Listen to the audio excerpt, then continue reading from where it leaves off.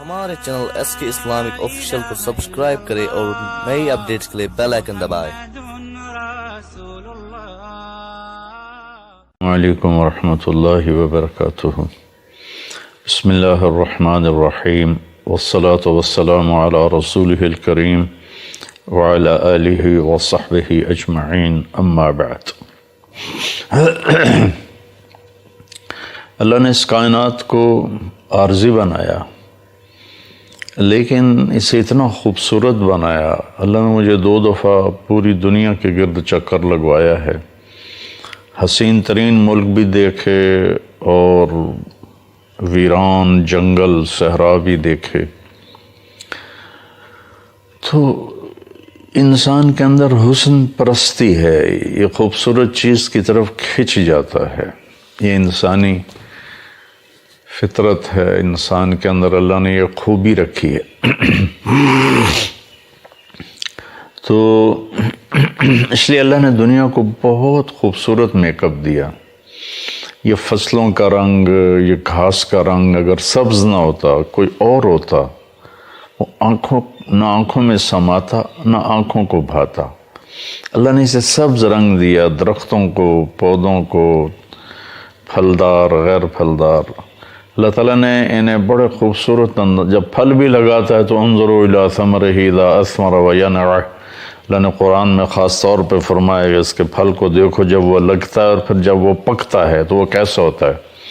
تو میں تمہیداً یہ بات کر رہا تھا کہ انسان کے اندر خوبصورتی کی طلب ہے، اچھی شکل ہو، اچھی آواز ہو، اچھا بول ہو، اچھی تحریر ہو، اچھا منظر ہو، اچھی پینٹنگ ہو، اچھا زیور بنا ہوا ہو، ہر چیز پر یہ فدا ہے جو خوبصورت ہو۔ تو زندگی کیسے خوبصورت ہو، یہ علم انسان کے پاس کوئی نہیں۔ مطلب میرے کپڑے اچھے ہوں، میرا کمرہ اچھا ہو، میرے پاس گاڑی اچھی ہو، میرا کاروبار بہترین ہو، میرا ذمہ دارہ بہترین ہو، یہ علم تو اللہ نے انسان کو گفٹ کر دیا اور انسان اپنی محنت سے کھود کرید کر کے پہنچ جاتا ہے۔ لیکن میری زندگی، اس وجود کے اندر جو زندگی دوڑ رہی ہے، جو نکل جائے تو پھر آدمی نہیں کہلاتا، ڈیڈ باڈی کہلاتا ہے، وہ کیسے خوبصورت ہو، یہ علم اللہ اپنے نبیوں پر اتارتا ہے اور وہ آگے ڈیلیور کرتے ہیں کہ میری لائف کوالٹی خوبصورت ہو جائے، میری زندگی خوبصورت ہو جائے۔ تو اسلام کی جو تکمیل ہے اور اسلام کی جو چھت ہے، میں 2 دن سے ایک مضمون کو بیان کر رہا ہوں، وہ اچھے اخلاق ہے۔ اچھے اخلاق انسان کا میک اپ۔ عورتیں میک اپ کرتی ہیں اور کتنے گھنٹوں بیوٹی پارلر میں ان کو لگتے ہیں اور کیا کچھ ان کے چہرے کے ساتھ کیا جاتا ہے۔ مرد بھی کرواتے ہیں، کپڑے کا میک اپ ہوتا ہے، بھی کڑھائی والا ہو، ایسا ہو۔ لیکن اس کپڑے کے اندر جو طارق جمیل ہے وہ کیسا ہو، اس کی لائف کوالٹی پر بھی خوبصورت ہو اور جاذب نظر ہو، دل کو بھانے والی ہو، یہ اچھے اخلاق سے ہے۔ اسلام کی ابتدا ہے عبادت، عبادت کے بغیر اسلام ہے ہی نہیں۔ کلمہ، ایمان اور نماز، روزہ، زکوٰۃ، حج، جن پر زکوٰۃ اور حج فرض ہے، ہمیں بنیاد کے بغیر آپ کوئی عمارت نہیں کھڑی کر سکتے۔ جتنی اونچی بلڈنگ ہوتی اتنی گہری بنیاد کو کھودا جاتا ہے۔ تو نماز تو ہمارے لیے بنیاد ہے، روزہ ہمارے لیے بنیاد ہے۔ بہت سے مسلمان نماز نہیں پڑھتے۔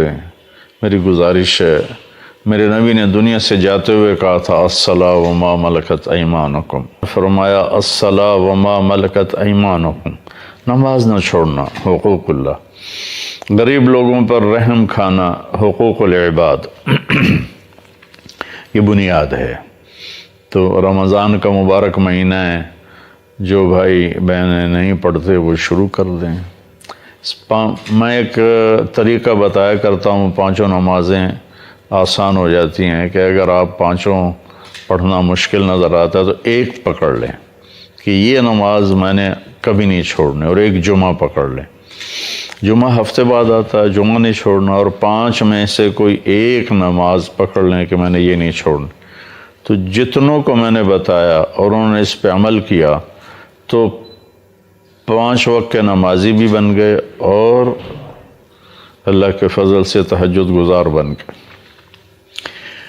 تو اسلام کی بنیاد بندگی ہے، اور خوبصورتی، چھت، تکمیل، ڈیکوریشن، میک اپ، وہ اچھے اخلاق ہیں۔ اس لیے اللہ کے نبی کا فرمانا ہے ان من خیارکم احاسنکم اخلاقا، تم میں سب سے بہترین انسان وہ ہے جس کے اخلاق اچھے ہیں۔ اب آپ نے بہترین ہونے کو مال سے، دنیا سے، چیزوں سے، پیسوں سے، نوافل سے نہیں جوڑا، بلکہ اخلاق کے ساتھ جوڑا ہے۔ اور اخلاق 2 چیزوں میں سارے شامل ہو جاتے ہیں، ایک اپنی زبان کی حفاظت ہو، کسی کو گالی، کسی کی غیبت، کسی کو بے عزت کرنا، کسی پہ الزام لگانا، کسی پہ جھوٹے کیس کروانا، یہ نکل جائے زندگی سے، اور دل سے نفرت نکل جائے تو باقی سارے اخلاق ہاتھ میں آ جاتے ہیں۔ تو آپ نے فرمایا سب سے بہترین انسان وہ ہے جس کے اخلاق اچھے ہوں۔ پھر آپ نے ارشاد فرمایا کہ اکمل المؤمنین ایمانا احسنہم اخلاقا، کہ سب سے کامل ایمان والا، جو میں نے گزشتہ اس میں اپنی بات میں یہ عرض کیا تھا کہ عامر بن ابسہ نے پوچھا ای الایمان افضل، سب سے بہترین ایمان کیا ہے؟ تو آپ نے کہا اچھے اخلاق۔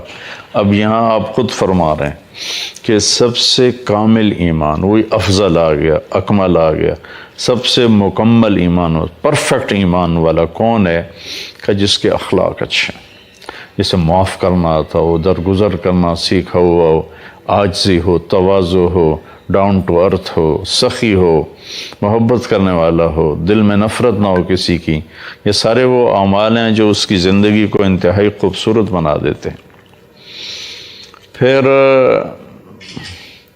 آپ نے ارشاد فرمایا ان اثقل شیء فی المیزان